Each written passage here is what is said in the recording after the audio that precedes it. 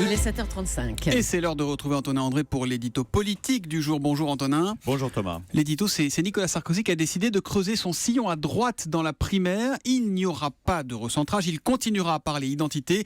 Il l'a martelé, répété hier au Zénith, insécurité, immigration. Oui, candidat de droite, candidat du peuple, candidat de la France réelle. Nicolas Sarkozy oppose le peuple silencieux dont il veut porter la parole aux élites. Cette France à laquelle il s'adresse, c'est celle où les enfants tutoient les professeurs, où des bandes font la loi, où les autoroutes sont bloquées par des gens du voyage. Il dessine une France menacée qui appelle autorité et force de caractère, la sienne, ou celle, par exemple, d'un général de Gaulle auquel Nicolas Sarkozy se réfère.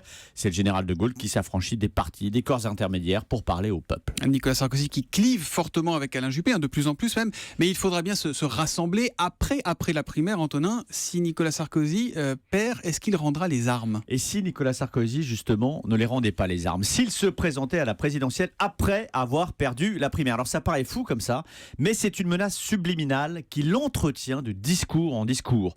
Au nom de l'alternance forte, Nicolas Sarkozy ne s'accommode pas d'une primaire où les électeurs de gauche viennent lui barrer la route. En appeler aux électeurs de gauche, c'est une trahison. Il l'a dit hier soir et dans le même temps, il prévient « j'irai jusqu'au bout ». Vous la voyez là, la menace. Si la primaire est pervertie, je suis capable d'aller seul à la présidentielle. Et c'est raccord avec l'histoire de la droite. 1995, Balladur-Chirac. 1981, Giscard face à son ancien Premier ministre, Jacques Chirac.